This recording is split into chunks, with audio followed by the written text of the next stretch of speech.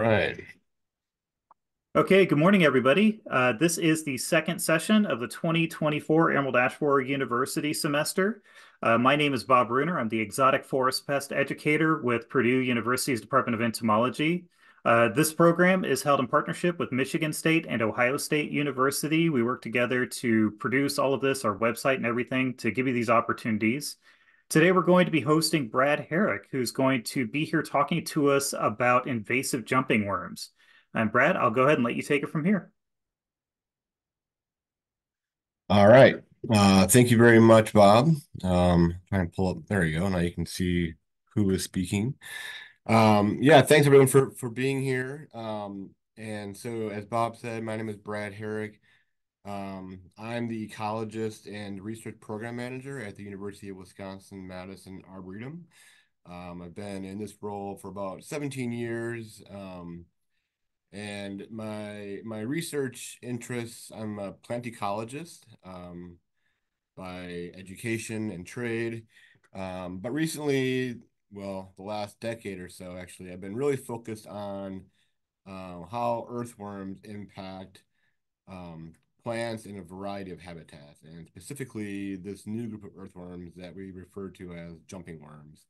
And so I'm going to be talking about some of that research today, but also a lot of just sort of general information about earthworms, jumping worms, how do we detect them, why are they a problem, and then we'll wrap up with what can we do about them in terms of management or control. All right, so let's get this screen to advance, and then there we go. So I sort of went over this already, but just so you can see it on the screen, this is what we'll talk about this morning. Little earthworm biology 101. What exactly are these jumping worms and how are they different from the earthworms that we are very familiar with that we'll talk more about as well? And how do they specifically impact our garden, soil, and plants as well as forests? We'll talk about that as well. And then how do I know jumping worms are in my garden or landscape? And what can I do about them? So that's where we're gonna start and end up with this talk.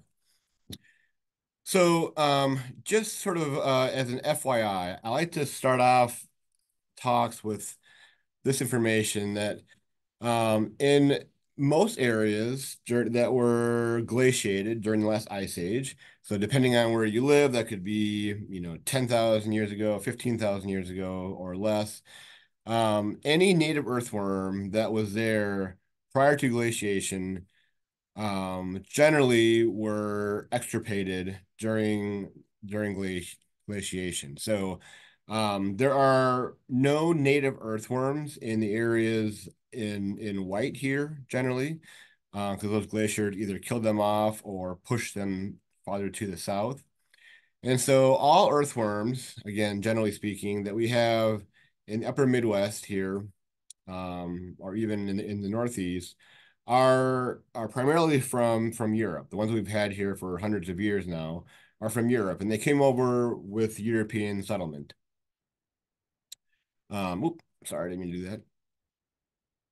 I'm just changing my screen a little bit here.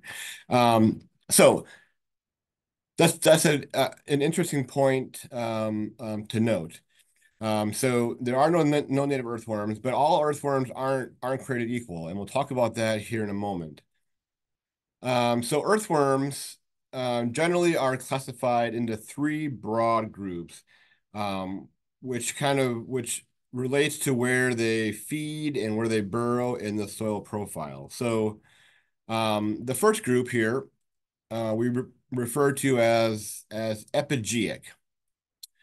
Um, and epigeic earthworms are the litter dwellers. So these earthworms spend most of their time on top of the soil, so not in the soil, on top of the soil in the organic matter. So if that's a forest, that might be the maple leaves or basswood leaves or oak leaves, or in a garden, that might be mulch or compost, something like that, something that has organic matter that they can consume. And then if we go down in the soil a bit, we get this next group of earthworms. There we go. That we refer to as endogeeic, and these are the top soil dwellers. So these earthworms are completely in the soil, but they don't really burrow down into the soil very far, maybe a few inches at most. So they're hanging out in the topsoil, and they're eating organic matter that's within that top layer of soil. And then you guessed it, there's this third group called the anisic group. These are the deep subsoil dwellers. Um, and and the most common earthworm that you've probably all heard of are the common night crawlers, commonly used for fishing bait. Those are the most common subsoil dwellers that you'll find. And these are large earthworms, and they will burrow. They create these deep vertical burrows down several feet. And what they do, which is sort of illustrated here in this drawing, is that at night they will come to the surface and they will grab, in this case, leaves, and they will consume the leaves, or they'll bring it down into their burrow. But they're only going to consume parts of the leaves that they are able to eat. So that does not include the stems or the petioles that are shown here. And those kind of get stuck at the top of their burrow entrance. And they form this structure called a midden, which are little kind of hummocks, little bumps on the soil. That's primarily organic matter that they cannot consume. Um, but the rest of it they'll consume and pull down into their burrow. Now, jumping worms as a group, the ones that we have in North America, are sort of a hybrid between endogeeic and epigeic. So we refer to them as epiendogeeic. They when they're little, they spend most of their time just in the leaf litter. As they get larger, they will burrow down a little bit farther into the soil. But they're not going any deeper than maybe 2 to 3 inches, 3 inches at the most. And so that's where they're burrowing, that's where they're feeding, and that's where they have the most influence on their environment. Move through here again. All right, so all earthworms change the soil environment, and researchers refer to them as ecosystem engineers because they do just that. They can engineer their environment to suit them, and they can really have cascading effects on not only the soil, but things that root in the soil, like plants or things that are other fauna that might use the soil or use the leaf litter on top of the soil, like nesting birds, for instance. So through their burrowing activity, their casting activity, casting is the cast are these little granules that earthworms produce. Is basically the earthworm's poop. Through that activity, through their feeding, and then their secretion of mucus, as well as their rapid decomposition after they die. All these things affect the physical nature of soil, the chemical structure of the soil, as well as things that live there. Um, and so they're quite amazing creatures, actually. The problem is that when they're not native to an environment, they can produce these changes that wouldn't already be there naturally.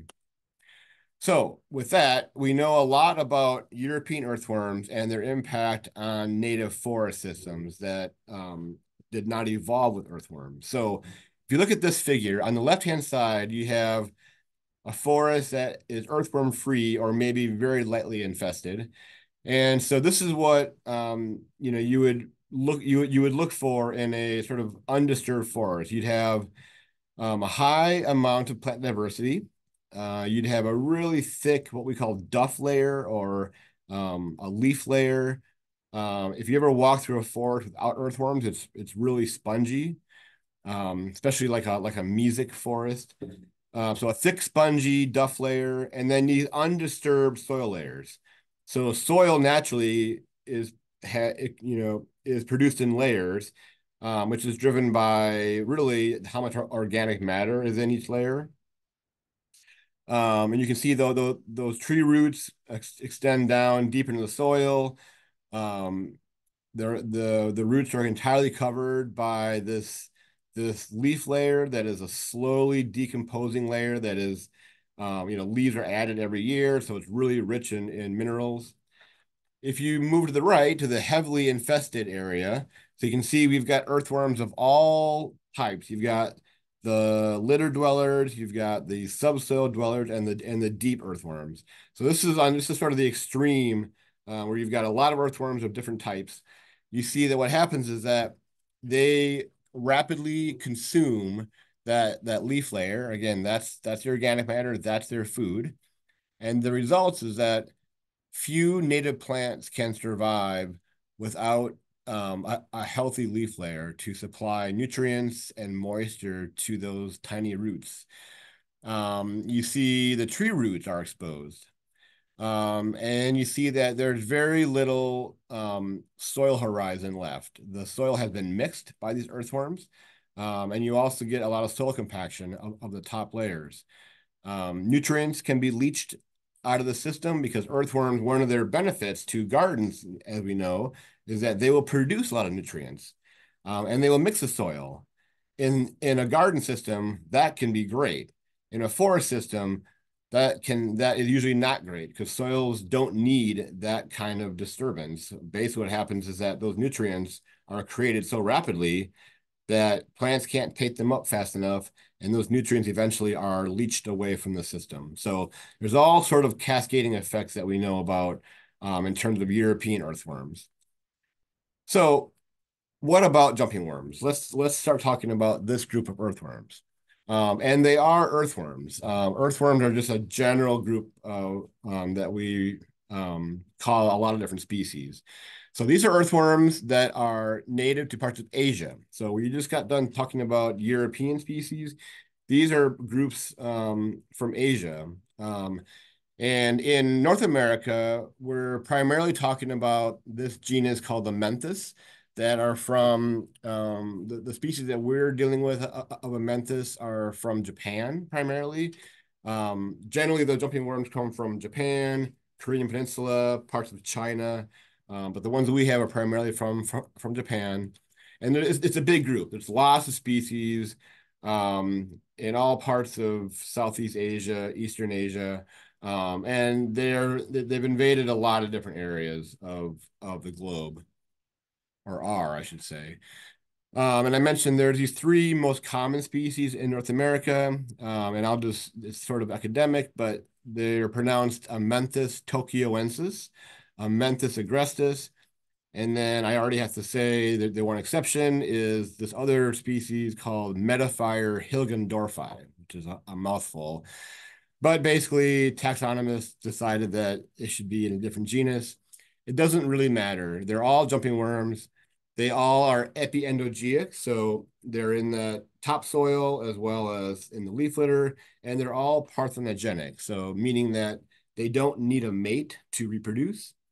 So they're essentially they can be asexual, and so that means that unlike European earthworms, if an adult jumping worm gets displaced into a new forest or a new garden setting, that one earthworm can start a new population of jumping worms. So that's one of the reasons why we're really concerned about this group is their ability to spread and then invade. All right, so there's been a lot of growing interest in the invasion of this group of earthworms. I pulled some iNaturalist records of North America. This is all the records that were in the database in the decade 2008, 2018. So you can see that mostly along the East Coast, especially Northeast, there were some records in the central part of the country, upper Midwest, and then a few on the extreme West Coast. If we fast forward to last year, the map looks like this. So a lot more observations, heavily infested in Northeast. Really, the eastern part of the country is more or less infested, and the West Coast. Now, of course, there's all with iNaturalist and other observational data like this. There's observation bias, right? So if all of a sudden people start looking for something, they're going to see more of it. So that could be playing in this. But I would also say that it's likely that this is an underrepresentation of the invasion, just because we don't always know when an organism is present unless we're looking for it. So what you can take away from this is that it's pretty clear that there are more spottings of jumping worms in more areas. So from Mexico up to southern Canada, northeast Canada. So they can span a wide range of climates and also a wide range of habitats.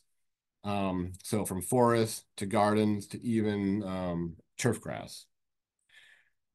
Now, some research that I've been working on here in Madison is much more of a local scale. So we just talked about kind of the North American scale.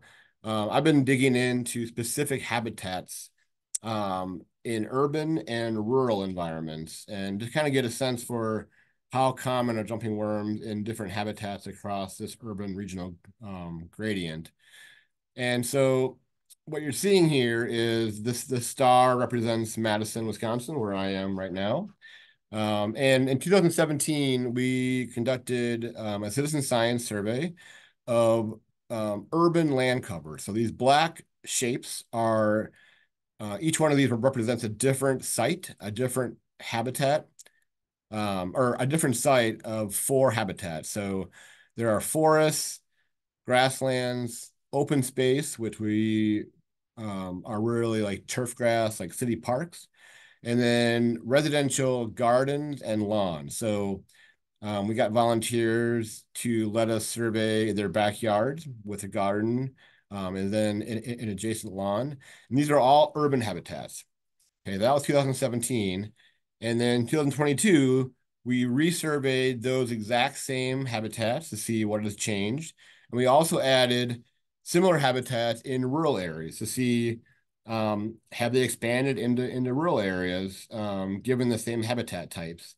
And as you can see, we also added another habitat, or which we referred to as the forest agricultural edge. So we surveyed, we wanted to know, are they going to get into row crop agriculture? We know that earthworms generally are really important for food production. Um, and so we want to know, are they also invading those kind of habitats? So what the data that I'm going to share now is just the urban data. That's what we've been able to work up for this talk. So in 2017, and then again, this is urban Madison, Wisconsin, which is a really, it's a 250,000 person city, mid-sized city. What we found was that jumping worms were in deciduous forests. So these are like city park forests or conservation land in Madison. They're located in city parks, so in turf grass. They were not in any grasslands. Again, this is like restored prairies or again, like conservation prairie systems, but primarily tall grass, native grasslands. They were in residential gardens and residential lawns, which maybe was less surprising. And so if we fast forward to 2022, just a year and a half ago when we did this in the fall, they were still in those same deciduous forests and had actually expanded to new forests. They were still in many of the turf grass parks that we had surveyed. They were not found still in grasslands, which is good and also interesting. And they were still found in gardens and lawns. So generally things hadn't changed at all in terms of just presence and absence. However, the number of sites changed. So I mentioned there were more forests that were found with an invasion and more lawns that were found that had been invaded. Less of the parks were invaded, and then grasslands and gardens, the same ones that had them in 2017, had them 2022, no more, no less. The big difference here was the number of jumping worms that we found and each habitat type. They all went down. And so depending on where you are listening in from, you might have experienced drought conditions in 2022. We sure did in Madison, similar to last fall. So the numbers were way down, likely due to really dry conditions, which is interesting, and good. We know that they can't do well in low moisture conditions, um, but it didn't really change the fact that they were still present in a lot of those sites. So their numbers were down, but they were still present, except for grasslands. All right. So I also want to mention quickly that, a lot can change when we talk about organisms and how they react or are affected by changes in climate. For jumping worms, a warming climate generally might mean that they have a longer lifespan. They might hatch from their cocoons earlier in the spring. With warmer growing conditions, they might, be able to eat more food, live longer, etc. Um, and there's been some recent news from the New York Times, not about jumping worms, but about earthworms generally. They're finding earthworms now in the Arctic for the first time ever. These earthworms are able to withstand the temperatures in the Arctic, which is really kind of phenomenal.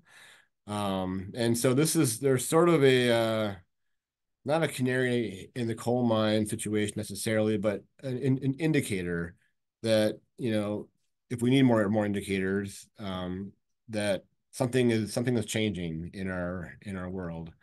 But like a lot of things, climate change is the impacts are going to be very regional or locally specific. So you might not experience warm temperatures universally, but I know in Wisconsin, um, we're experiencing higher lows, so it's not getting as cool at night, especially in the winter. And so it's going to be very site specific in terms of how that affects jumping worms. All right, so we kind of talked about the biology of earthworms, biology of jumping worms, where they're present, where they're not necessarily going to be present, how they interact with their environment. Now let's kind of get into the nitty-gritty about how do we tell them apart?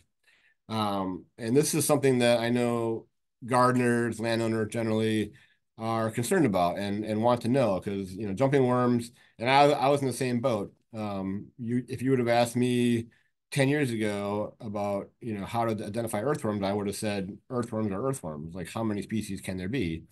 Well, there's a lot, as it turns out. But for the focus of this talk, all we need to really worry about is how to identify a jumping worm from any other type of earthworm, right? So what I have up here is a species of jumping worm on the left, and kind of disregard that red arrow for now. We'll talk about that here in a moment. And then another common European earthworm called Lumbricus rubellus, or the redworm. And even if you don't know the name, you've for sure seen this earthworm. It's very common. It tends to be in the top layer of soil, so kind of lives in the same area as jumping worms. So you might see them together sometimes. So that's why it's a good one to kind of compare and contrast. But it's a very typical looking earthworm. So let's talk about some differences between these two groups of earthworms. The first one to note, and it's a really important one in terms of phenology, is jumping worms. The ones that we have in North America are all annual species. So that means that right about now, they're starting to hatch from these cocoons. They take about 90 to 120 days to become mature. So this can vary, depending on where you are. But by the end of the summer, you've got mostly adult earthworms. And then at the first hard freeze, all the jumping worms die. But they leave behind these little cocoons, which I'll show you in a moment. You can think of them as eggs. They're different than eggs, but that's kind of what they're laying. And inside is a baby earthworm just waiting to hatch. Those cocoons are winter hardy. So those cocoons survive the winter and then form the generation the following year. All other earthworms that you're going to see are not annual species. They will burrow under the frost line during winter. They also lay cocoons, but they don't need them on an annual basis to maintain a population like jumping worms do. So that means that as a gardener, for example, if you're out there now kind of working the soil and you see large earthworms, those are not jumping worms because jumping worms either haven't hatched yet or they're very tiny, like on the order of 2 centimeters, and you likely won't even see them. So large earthworms now are some kind of European species that's been there for hundreds of years. So that's just good to know, kind of understand the life cycle and when you're going to see certain species. Now, these red arrows come into play. The clitellum, which is what these arrows are focused on, this is the reproductive center of the earthworm. A fully formed clitellum is only happens when the earthworms are fully mature. So these are both adult earthworms with fully formed clitellum. And the clitellum is where cocoons are produced and then sloughed off. So, but they look a lot different, as you can see from these photos. Jumping worms have a milky white clitellum that is annular, meaning it forms a complete ring around the body. So the ends come together and it's smooth. Whereas any other species of earthworm has more of a pink reddish patellum, similar to the rest of the body. It's slightly raised off the body. So if you run your finger along it, you'll feel a bump. And the most important trait is that it's a saddle shape. It does not meet, the ends don't meet. So if you were to flip this earthworm over, you'd see that the ends don't come together. You can still see segments in between. Those are a great way to tell if you have adult earthworms, great way to tell different groups. It can get confusing, in like June or early July when jumping worms are transitioning over to being adult, because you can kind of see that patellum forming underneath the skin. But it can be hard to identify it at that point because it's not fully at the surface and it just might not be quite as apparent. So if you know anything about jumping worms, the name itself kind of gives it away, but they are characterized by this distinct behavior. They're very active. They don't have legs, so they don't actually jump, but they will propel themselves off the ground when they're disturbed. So they'll flop around, kind of quote unquote jump or propel off the ground. They'll act like a snake and kind of snake away in an S kind of shape, all in the face of a predator or being disturbed. Other earthworms don't do any of that. They can be wiggly. Everyone's held an earthworm probably or has seen them. They can be wiggly, but they're not actively flopping around, jumping, squirming away. They're much less active. So that's a good characteristic to keep in mind as well. The final one that I'll share here has doesn't even require that you see the earthworm. So as I mentioned earlier in this talk, all earthworms produce casts. It's the earthworm's poop. And they're depending on the earthworm species and the shape, the size of earthworm, they're different sizes and they leave different types of casts. Jumping worms produce a uniform soil signature that looks just like spent coffee grounds. So if you have that image in your head, some people like to think of it as taco meat, which ruins tacos for me, so I don't use that. But it is what it looks like. And they don't make piles or mounds. They just produce this along the entire topsoil. And so it's a very uniform looking granularity. Other earthworms, not jumping worms, other European species produce dispersed casts, little piles of casts. And in a moment here, I'll show you a photo of what that looks like. But just some images here. So this left circle is the life cycle of a jumping worm, generally. So if we focus on the brown part, November through April is when generally, again, depending on where you live, earthworms are there are no earthworms, no jumping worms. They're all in the cocoon phase. Right about now into May, early June, they're hatching. And so most of them are going to be juveniles. Actually, I would almost say all of them will be. And then once you hit July, those juveniles turn over to adults. By the end of the summer, early fall, most are adults until that first hard freeze and the cycle starts all over again.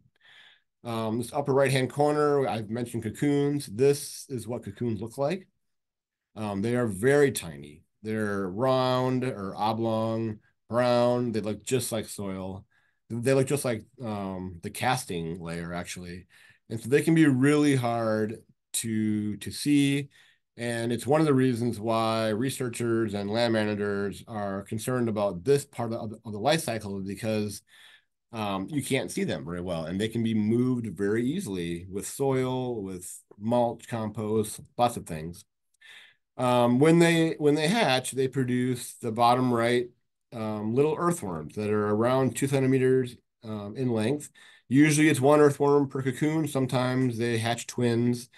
But the thing to note about this, and this took us a couple of years to figure out, is that jumping worms, when they hatch, are already pigmented, like this one is. There are other earthworms, or they're not even earthworms, I don't think. There are other worms that you'll find right now that overwinter that are kind of translucent, but they're about this size of a jumping worm hatchling. And they're called potworms. And some of you probably know what potworms are. They're everywhere. They're very common. They don't hurt anything, but they kind of they behave a little bit like a jumping worm. They're very active. They're kind of like wagging their tail. They'll kind of stand or make their body erect for a little bit and wag themselves. So at first, when we didn't know what we were doing with jumping worms, we were like, "Oh my gosh, these are everywhere." These hatching are everywhere. What are we going to do? And then we realized, okay, those aren't jumping worms because jumping worms, when they hatch, are pigmented. So that's something important to know when you're out gardening or working with potted plants, for example. There are these potworms that are completely white or translucent. All right, so I mentioned the soil profile or the soil signature. This is a single photo taken at the arboretum. I just put this white line in between the boundary here. The left-hand side has jumping worms, and it was sort of at one of the invasion fronts here at the arboretum. And so hopefully you can pick out this real kind of darker brown granularity in the soil. Those are all castings. That's all earthworm poop made by jumping worms. On the right-hand side, you've got soil without jumping worms, but you do have some dispersed casting. So hit that. So if you can see, here's some castings, here's some castings, here's some castings, casting. So there's other species, other European species in there doing their work. But it looks really different, right? So that's what we're talking about when we're talking about this uniform casting layer. And again, this is a little academic, but kind of interesting nonetheless. I mentioned there's 3 species of jumping worms. They often co-occur, particularly a Menthis agrestis and a Menthis tokyoensis. And and so what I want to just mention here is that although they produce this uniform casting layer, the size of the cast can be different depending on which jumping worm species you have. Metafire are large earthworms, like up to 9 inches long. And so a larger body produces a larger casting. And so you can see that there. Menthis tokyoensis are the smaller, maybe 3 to 5 inches. They produce smaller castings. So you might have some difference in sizes based on the species that you have in your situation. Okay, so a couple videos here to show. And if you've heard me talk before, you've probably seen these, but it doesn't ever really get old, I think, seeing this. This is a bunch of jumping worms in a maple oak forest that we kind of put together for effect. And you can see the snake movement. They're jumping. They're very active. No other earthworms have that sort of action. And here's one that is exhibiting the snake-like behavior. See if you can see the clitellum. Let's try that one again. The clitellum is right here towards the head. This is the head. So you can see this very active snake-like behavior. And then one thing I didn't mention is jumping worms also have the ability to drop segments of their tail in an effort to escape predation, kind of like some lizards will do. So here we go. See if you can see that tail start to pinch off right there. It's a little creepy because it is becomes its own kind of body there, still moving. Now, two worms have not been created. It's simply just that one earthworm dropped part of its appendage.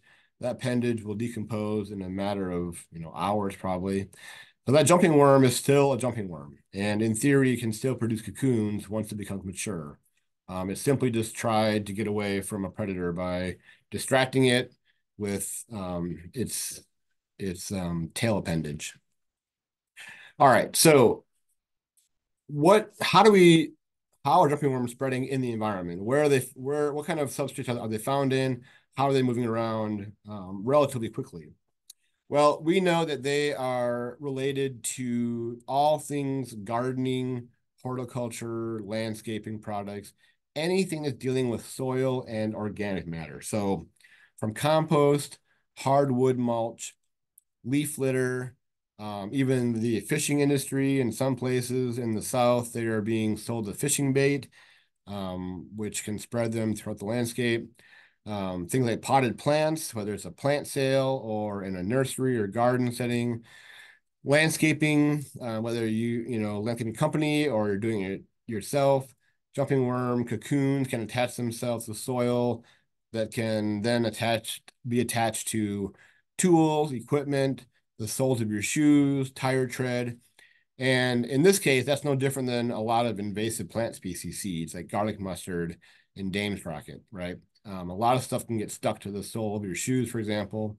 And so we'll talk about how to address that. So we do know that if we focus on gardens here for a minute, jumping worms can impact garden soil and plants. And I mentioned earlier that, again, not all earthworms are the same. Gardeners out there, you're probably wondering, I thought earthworms were good for my garden and for agriculture, and that is true. Just not jumping worms. So the earthworms that are beneficial for gardens, like the European species, um, are really great at distributing nutrients and water, mixing soil so that those elements get to the roots. But remember, jumping worms are only living and doing their work, their feeding in that upper layer of soil or on top of the soil. And so all year, they're just turning over the exact same area of soil. They're not effective at moving nutrients to the root zone. They're not effective at necessarily creating pore space into deep soil to get to roots. And that casting layer is really a loose, erodible soil layer that is also really hard to plant into. We have major problems in some of our native plant gardens here at the Arboretum that have jumping worms in them, planting new plants. The roots simply don't have a substrate to hold on to. And jumping worms are only, again, turning over nutrients in the upper soil layer. But since there's so much pore space, those nutrients aren't really able to get to the roots. And so here I've sort of mentioned this already, but also at high abundance, earthworms can feed on small roots of plants, especially like newly potted plants, newly or transplanted plants, and as well as the short roots of turf grass. So at high abundance, when organic matter is limiting, they will consume small roots. And so that can be very damaging, obviously. So you're probably wondering, all right, this is this is getting scary. How do I know if jumping worms are in my garden? And the first thing is simply to watch for them. And listening to talks like this, understanding what they look like, and how to tell them apart from other earthworms is really important. So watching for them, but also watch for the signs of their presence, right? So that granularity. So this is a great time of year to look for them, or to look for that granularity, I should say. A little bit later in the year, when they're larger, you can actually conduct a mustard pour. And so what this is you mixing a half cup, roughly, of dried mustard powder with a gallon of water. And what this does, it's a solution that you pour over the soil here. I'll show you in a minute. And it irritates the earthworm's skin. Doesn't kill them, doesn't kill your plants, but their response is to burrow vertically out of the soil. So here's an example of this in action. We've cleared away some soil. We're pouring this liquid over. And jumping worms, remember, are in the topsoil, so they respond very quickly if they're there. Here they come, they're wiggling out. And then from here, you can pick them up, throw them in a garbage bag, put them in the garbage. Um, and what's cool about this method is that any earthworm in that soil area will respond to this. Um, and so you can even find out, hey, I don't have jumping worms, I have other earthworms, and that's cool. So that's kind of a neat trick. So if you do have them, um, one of the things there are more and more things that we know will work to maybe not eradicate them, but maybe depending on the scale of the infestation, but at least keep them at bay. The first thing that we want to talk about though is preventing or minimizing the spread. So, and I already mentioned education is really important. And it's okay to ask questions when you're purchasing, plants or soil or compost or mulch, asking people that work there, hey, do you know if these are free of jumping worms, or where have they come from? If you're buying plants at a plant sale, ask, do you know if these have been checked for jumping worms? People are getting more and more savvy to this infestation, and companies definitely do not want them on their property, and so they will know, they should know about them and what they're doing to prevent their spread. And then when you're working, make sure to arrive at your site clean. So if you're working at a community garden or you're volunteering at a preserve, make sure that your tools, your shoes are clean. And then when you leave that spot, brush your shoes off, make sure your tools are cleaned off so that you're not inadvertently spreading things around as well. Right now, in terms of if you have them in your garden or on your land, the one thing that we know works is temperature. They are very susceptible to warm temperatures in the soil. And by warm, I mean around 104 degrees Fahrenheit will kill cocoons. Um, Now, it doesn't take that high temperature to kill adults. But like I said, we're really concerned right now about the cocoons, and so we know that at least in the lab, there were no viable cocoons that were subjected to 104 degrees Fahrenheit for 3 days.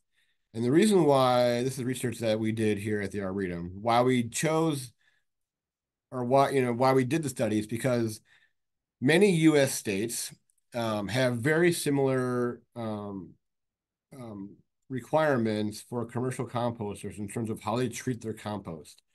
And so the standard is that depending on the pile, they have to heat that to 55 degrees Celsius, which is 131 degrees Fahrenheit, for at least 3 days.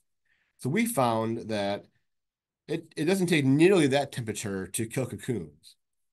And so if you're buying compost from um, a a commercial composter in a state that has these requirements, and you can look up your state ordinances fairly easily, then you can feel pretty good about buying that product because it's been treated the minimum that it needs to be treated to kill earthworms, and as well as other potential pathogens. So that's a good thing. And if you are producing mulch, for instance, a lot of mulch also goes through a heating standard, even at your own home. Mulch getting up to 140 degrees Fahrenheit isn't too extreme, especially in the core of that. And so mix the key is to mix that product a lot so that it all gets uniformly heated, right? So that there's that part of heating up a product in your garden. If you have the right conditions, we've heard that people are having good luck with solarization. So this is using a clear plastic covering your garden beds in the early spring. Again, this is probably only going to work if you have an open canopy, maybe south facing, where you get a couple hours of direct sunlight a day. And it won't take much, though, to get the temperature up into the high 90s, low 100s. And if you can get it up there for several days in a row, um, I would feel pretty good about the likelihood of killing off those cocoons. Because those cocoons, remember, are likely in just the very top part of the soil, the top couple of centimeters probably. So that's a great way to think about how to use heat. Other ways, I sort of have some photos here. Torching, people have tried that. Again, that's like an instantaneous death for cocoons, right? You can sterilize soil. That's much more labor intensive and hard to do for large quantities, but that's a possibility.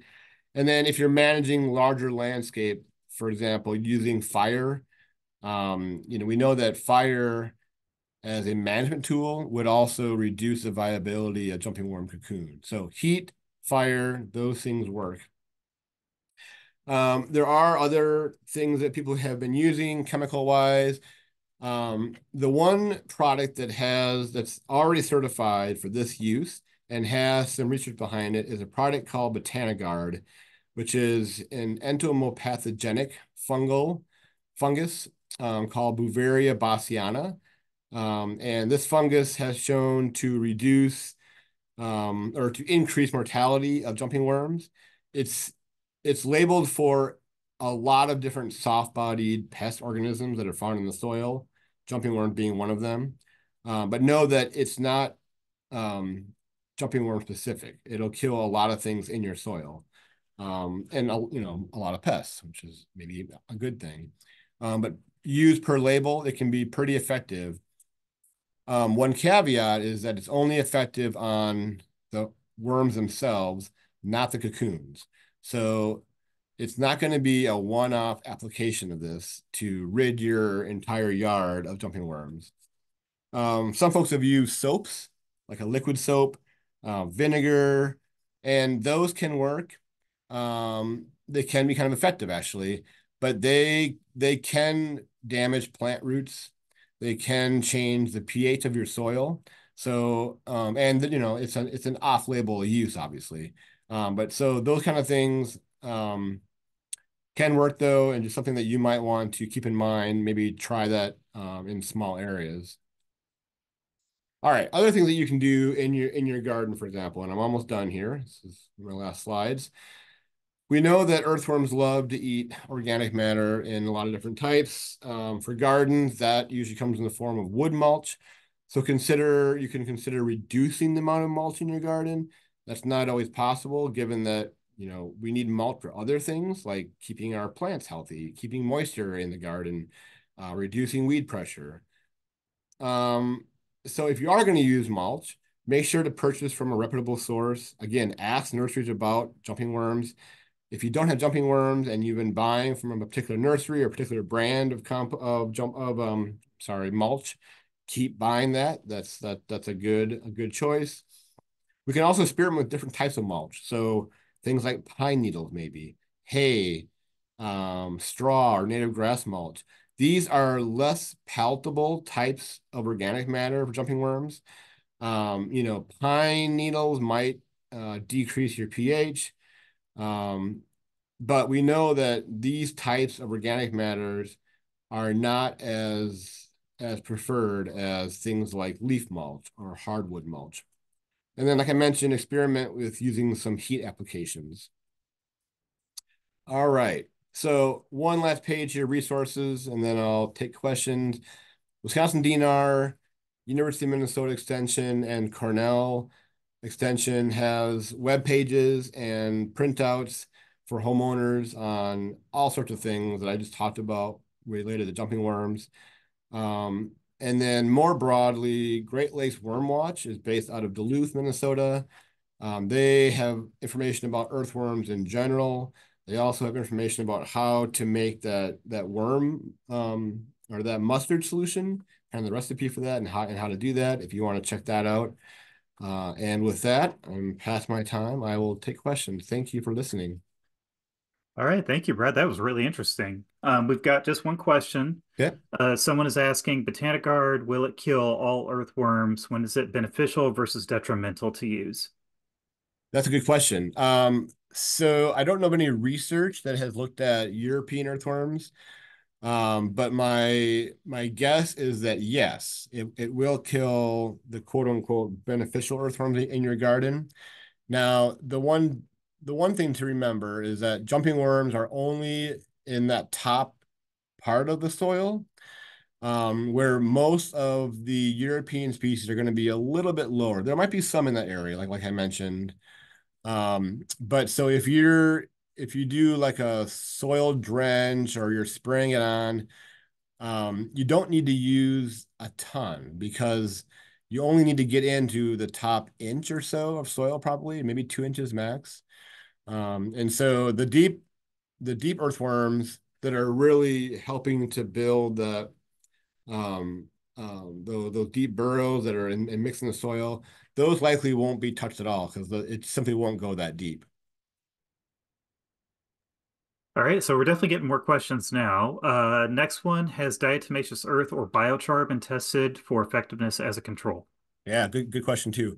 Um, I so yeah, a little bit. So we've done some trials using diatoms and biochar. Biochar has been shown to decrease European earthworms. Um, and so we did some sort of lab studies with those two. It did not really seem to do much. However, we did not mix the products into the soil. We kind of just did a surface application. And so jumping worm basically were not coming to the soil.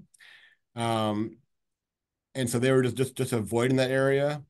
Eventually, they would probably die just from not reaching food sources. And so I think there's more research to be done there. I would say I don't know about diatoms if they would work as well. Biochar, I think there's more to be done there, especially because biochar is something that people might use anyways as a carbon amendment in their soil. And what I understand with biochar is that you can get it in a variety of types, right? A variety of sizes and shapes. And it's the biochar when the earthworms are come to the surface to eat organic matter, they also end up eating some of the biochar, which has really sharp edges and ends up kind of damaging their body, the inside, and they perish that way. So I think there's actually more work to be done there, and I'd be interested if folks are experimenting with that, what they find. Okay, so our next question, how far do Asian jumping worms travel in the soil? Another good question. So we don't have a great sense of that. It really depends, though, on the kind of your local situation. So I can give one example here at the Arboretum, maybe the extreme example in our some of our maple forests that are at on a bit of a slope. We had an infestation that started at kind of the top of that slope. It was a gradual slope, and within 2 years, the entire woods, which was like 25 acres, was infested. And what we think happened though is that during those 2 years, we had some significant rainfall events that likely mobilized the cocoons and maybe the earthworms downhill. And because we were finding them so far from their what we thought was the introduction point There's no way that they were going to move that far. It would, it'd be like hundreds and hundreds of feet. They're not moving that far on their own in a given year. And so depending on your landscape, if you have a flat area, they'll move maybe several feet a year. And then maybe not at all if they have the right conditions and food. But again, those cocoons can be moved really easily, especially if you're on an incline or a decline, and you've got that granular soil that they produce. That's very erodible, and so during a heavy storm, that's going to wash away with cocoons likely and be established downstream, and that's how those populations can start and invade further. So another question. This one I want to answer partially because it does have to do with Indiana, but I'd really love your thoughts on it as well. Someone is asking, is it possible for Asian jumping worm to overwinter in southern Indiana? Now, the reason that I wanted your information on it is we have gotten reports here in Indiana, and they have been confirmed where we're finding adult Asian jumping worm or near adult Asian jumping worm in compost piles as early as February. Um, Yep. Obviously, I don't think the adults are overwintering successfully. They're not surviving our cold temperatures, but I'd love to hear your thoughts on this. Yeah, so that's a great point. And so that is very possible, especially in something like compost, where that is probably maintaining a much higher temperature than the ambient air. And so it's really an artificial environment. And for sure, I mean, they will hatch if it's January and February and the air temperature are around, 30 degrees or something, and that compost is 50 degrees or 60 degrees, they're going to be perfectly happy. So they will definitely, they can hatch when you have thaws out, when you have a warming trend in January, they'll hatch, and they might die if it gets colder, which is something that we're interested in. That would be a good thing to reduce the population. But yes, there are definitely exceptions to that, in those types of sort of artificial environments, especially. All right, so our next question, are jumping worms here to stay in North America, and do they have any predators here yet? Oh, another good question. These are great. Likely they're here to stay, just as European earthworms are. And a lot of the invasive species that we're talking about now, plants and animals. It's just really once they get established like this, it's really hard to turn back. Um, so are there predators? Yes. So we know for sure that some snakes will eat them, particularly garter snakes, which is they're very common in your garden probably. And we know that because we've actually there's a technique where you can collect snakes and other amphibians and basically make them through massaging their body, make them throw up their gut contents, and then you can analyze it. It's a great thing for students to do. And so we found earthworms, jumping worms in guts of jumping of snakes. Some frogs will eat them, and certainly birds, turkeys, robins will eat them.